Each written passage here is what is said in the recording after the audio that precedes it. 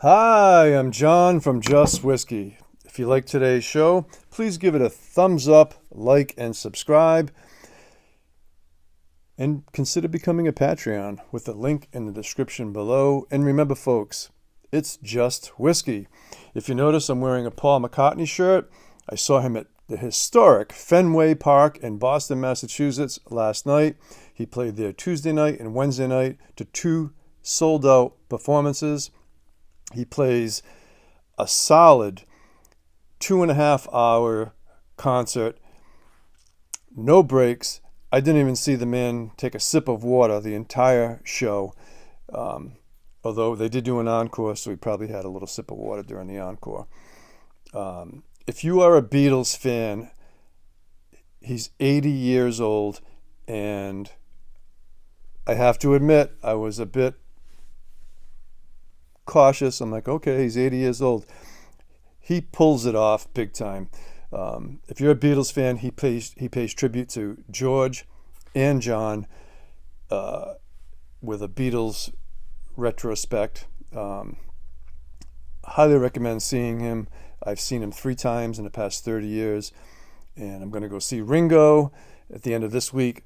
So this is the second week of June. So in 1 week, I will get to see the 2 surviving Beatles in the same week. How cool is that?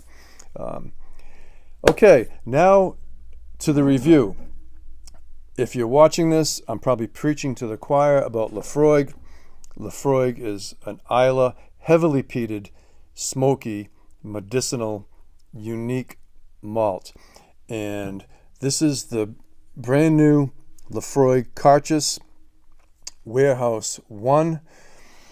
Comes in at 52.2% ABV. No mention of chill filtering or coloring.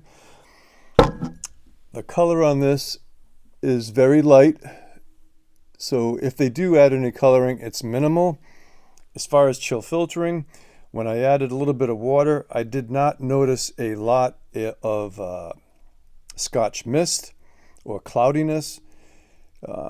However, the legs on this are incredible. It's very viscous. This is not labeled as cask strength. It is, they refer to it in the back of the bottle as bottling strength. Okay, so I do not think this is cask strength at all.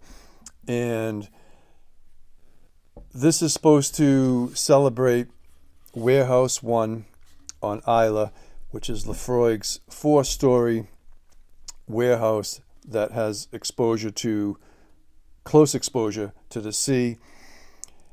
And they're trying to advertise or market that it's very sea spray and maritime and seaweed and all of that.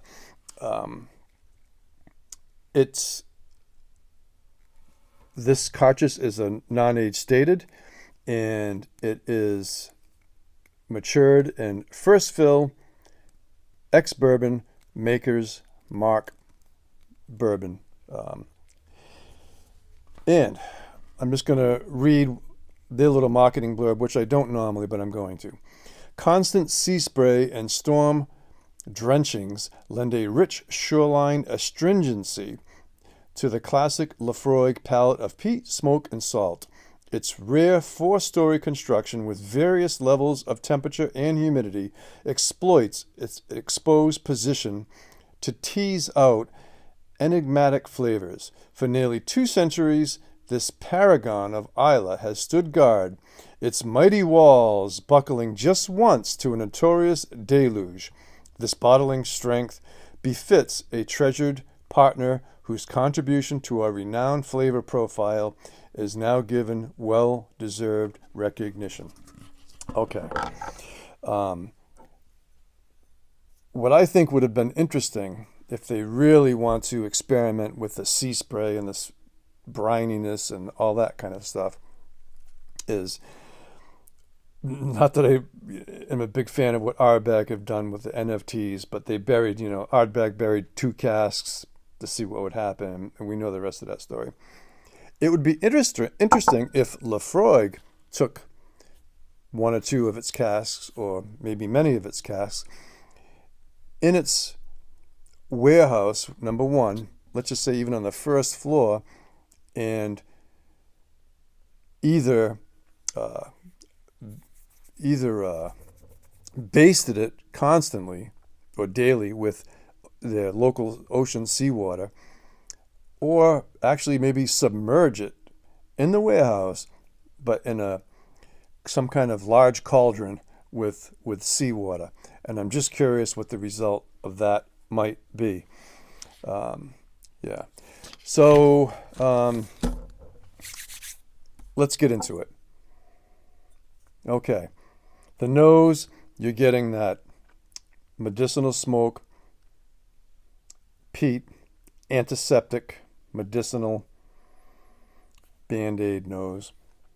Also, too, once you get past that, we get into some powdered sugar candy fruits. They are in the background. You definitely get some vanilla cream and a slight barnyard funk. Also, too, this is probably less than 10 years, but at 52.2% ABV, the nose hairs and the nostril are sensitive to this. So let it air out, is what I'm saying. Okay, on the palate.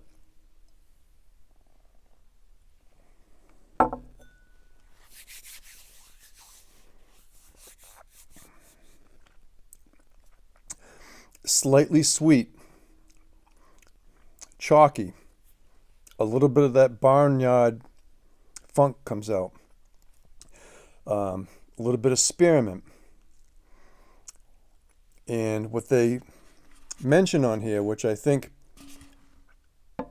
sums this up in 2 words, is shoreline astringency. I think if they get rid of all the marketing, shoreline astringency. So it does have a dryness to it and an astringency, a little bit of astringency to it. And there is some salt to it. There is a bit of brininess to it, but nowhere near the saltiness, in my opinion, of the Talisker 8 special release that came out last year from Diageo, that 8-year cask strength. Was very salty, very briny. But this definitely has some salt. As romantic as it sounds, I'm not picking up any seaweed notes or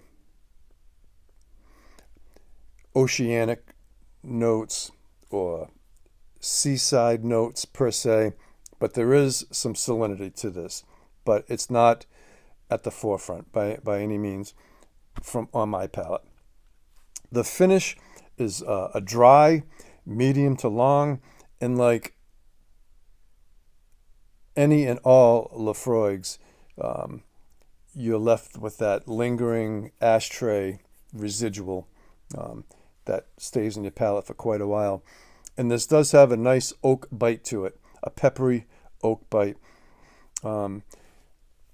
If you've watched my show for some time, I'm not a big water guy. I just don't have the patience, and it seems more like a science experiment. But I do, before almost all my reviews, I do play around with it with water. And it's rare that I recommend water. For me, this really benefits from adding a few drops of water to it because it really brings out the sweetness, and those candied fruits come a little bit more to the forefront. And that pepperiness becomes more inviting with water, which leads me to speculate, okay, by adding water, can it mimic the time in the bottle of oxidation? Okay, if anybody has any input or feedback on that, I'd be interested. And again, I'm just throwing that out there for mere speculation. But by adding water, You know, the idea of oxidation in the bottle over time, the lower this gets, the more humidity and oxygen and condensation, okay? So you're getting some natural waters in there. And I'm just wondering, if you put a couple drops of water and you leave this out for a few hours, can that mimic the oxidation? Because it does seem to happen very quick when you do it. And yeah. Okay. So the question is, do you have to buy this special cartridge release? I'm a sucker for them. They're around $90, $90 to $100. Okay. I'm always going to buy one. So do you have to buy one? No. If you're a Laphroaig fan or an Islay fan, will you? You probably will. So you don't even really need to watch this review because you're probably going to go get one. Having said that, in my opinion, the Laphroaig 10 cask strengths are the best bang for the buck and are really the way to go. This offering is certainly profiles the classic Laphroaig ex-bourbon, first fill ex-bourbon. So that's the experience that you're paying for with this. But for the same price, you can get a cask strength batch. I haven't heard great things about the latest Laphroaig batch 14. I have not tried it though. I really enjoyed the batch 13. That really opened up over time. And in my previous review, I reviewed that anywhere between like an 88 to a 90. So this Laphroaig Cairdeas, where I stand right now, I do think it's going to open up rather nicely over time. However, for arguably the same price, you can get a 58% or a 60% Laphroaig 10-year-old cask strength, which I think offers more complexities. Definitely. So what would I score this? Okay, and yeah. So I scored Laphroaig 10 batch 13 between an 88 and a 90. So I think this deserves a solid 87 to 88. Could it bump up a little higher in time? Yes. Do I think it will? Possibly. I do, however, repeat myself, I recommend adding water for this, definitely. I think it complements it. And I think we've covered it all. Go see Paul McCartney if you have a chance. Love the Beatles. Please give it a thumbs up, like, and subscribe. And only 2 or 3 more reviews till we get to my 100th show. And it's going to be a good show. And we're going to be bringing out all the bells and whistles for that for sure. So hats off to you all. And take care, folks.